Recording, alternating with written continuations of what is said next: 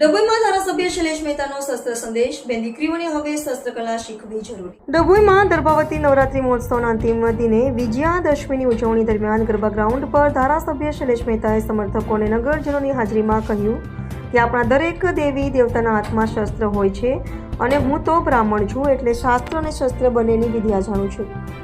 તેમણે જણાવ્યું કે જે લોકો શાસ્ત્રથી માને છે તેને શાસ્ત્રથી સમજાવવું અને જે ના માને તેને શસ્ત્રથી સમજાવવું પડે છે. સાથે જ શૈલેષ મહેતાએ બેન દીકરીઓને તલવારબાજી અને શસ્ત્રકલા શીખવાડવાની તાતી જરૂર હોવાનો ઉલ્લેખ કર્યો હતો.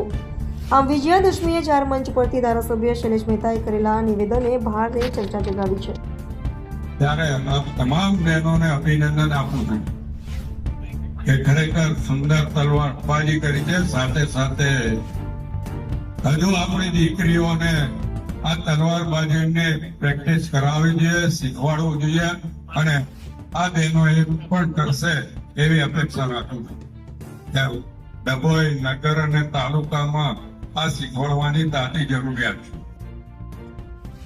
ખાલી ગરબા રમતા જ નહીં, પણ આપણા તો દરેક દેવી દેવતાના હાથમાં હથિયાર હોય છે.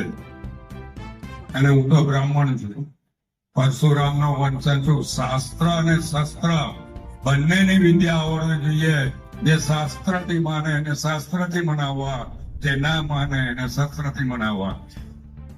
એટલે હું આજના તબક્કે આ ગ્રાઉન્ડ પર જે ખેલૈયાઓએ ગરબા રમ્યા છે એમને પણ અભિનંદન આપું છું કે એનું ત્યારે તમામ બહેનોને અભિનંદન આપું છું કે ખરેખર સુંદર તલવારબાજી કરી છે. સાથે સાથે હજુ આપણી દીકરીઓને આ તલવારબાજીને પ્રેક્ટિસ કરાવવી જોઈએ, શીખવાડવું જોઈએ અને આ બહેનો એ પણ કરશે એવી અપેક્ષા રાખું છું.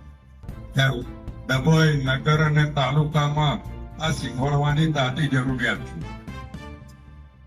ખાલી ગરબા રમતા જ નહીં, પણ આપણા તો દરેક દેવી દેવતાના હાથમાં હથિયાર હોય છે. અને હું તો બ્રાહ્મણ છું, પરશુરામનો વંશજ છું. શાસ્ત્ર અને શસ્ત્ર બંનેની વિદ્યા આવડવી જોઈએ. જે શાસ્ત્રથી માને એને શાસ્ત્રથી મનાવવા, જે ના માને એને શસ્ત્રથી મનાવવા.